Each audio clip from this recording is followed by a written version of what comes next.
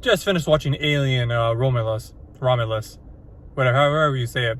And as you can see, I'm still in my car, just coming back from the theater. And I wanted to make this review because I don't want the images of this movie to leave my brain. It's an amazing film with very creative images. I have never seen art just like this. The very character designs of certain, let's say, monster in the movie. I don't want to spoil anything. It's very unique. I've never seen it before, and it's very it's just so cool looking, really. This movie is also a perfect example where talent and passion triumphs over this multi-million-dollar movies. Because I found out this movie only costs $80 million around there, give or take. $80 million.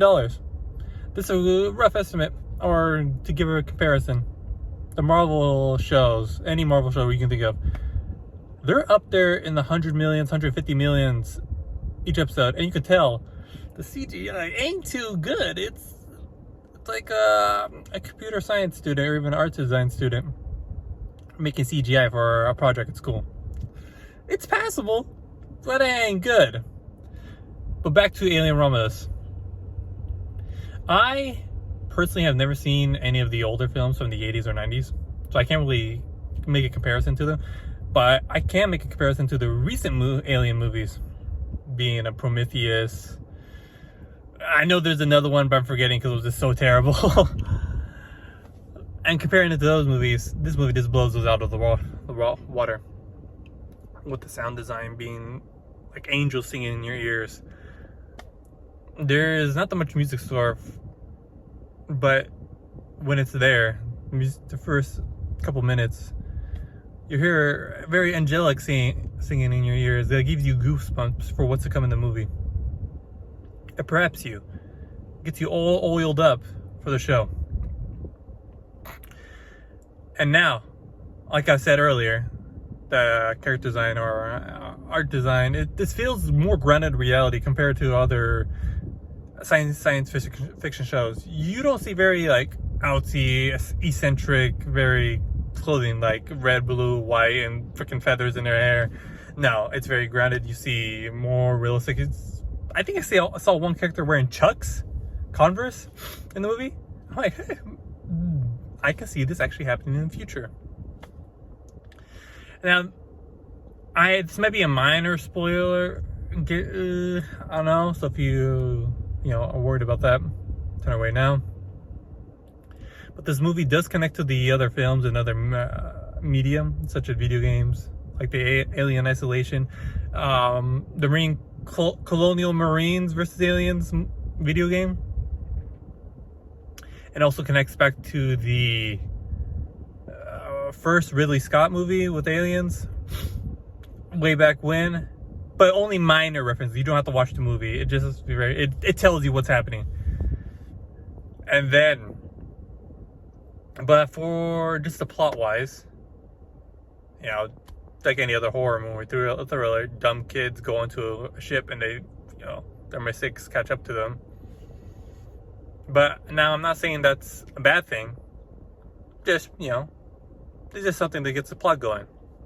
Because after that, once you throw that out of the water, then it becomes more of an alien movie. You see more elements of betrayal, the company being top. The company being, again, from Prometheus. Yeah, Prometheus. That's coming back into this movie.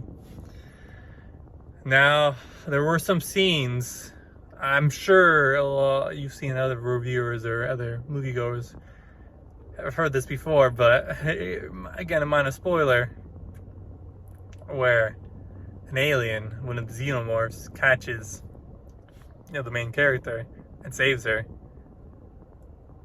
But I think this is not bad design. I think, in my opinion, my little headcanon, like my own little fan fiction, that the girl is actually a robot, and that's why she actually calls the other character, Andy, her brother, because she herself is a robot.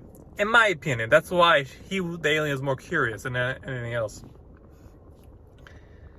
That's why they didn't finish her off at first. My opinion. Don't worry, that wasn't a xenomorph popping on my chest. Just got a little gas. Now, that is not the only bad writing in the movie. There were other characters. Again, this comes with the consequence of being a bit lower budget compared to the other movies. You're gonna have your actors, lesser known actors, make some questionable mistakes. That brings you out. This might be a personal critique, a little tiny critique that with people with accents, I can hardly tell what they're saying at times with the noise around them. And it's a very loud environment. So it's sort of hard to catch, but again, this might be just a personal opinion. And what I like the most about the movie, it's a take on the monster, the xenomorph. It does not show too much. Because again, fear is all based on the unknown. I'm sure a lot of us experience being scared walking in a dark alleyway or just running up the stairs while you have to turn off the light downstairs. It's scary, because you don't know what's going to happen. It's just new to you. The dark is probably the scariest thing in the world. The unknown. That's why a lot of other monster films fail to really make up. Because they keep on showing the monster. And we as a viewer aren't really scared anymore because we know what it's eventually going to do. It's going to stab, slice, chop. But with this movie, the xenomorph is very put to the side. It's more of a force of nature. You hardly see it, but when you do, it's scary. It's not like chasing after the characters at all times. No, it's a hunter. I like that. It's very intelligent compared to the other movies. You'll see it stalking the main characters, and you feel a sense of tension because it feels like you're there being stalked as well. And then that's my biggest compliment to the movie, is using that tool of using the unknown. And my final review, final star, I give it about 8.5 out of 10. The only thing holding it back, again, is the questionable story devices. Some story plots here and there. But besides that, good movie. Go watch it if you want. I don't care. I had a good time. See ya.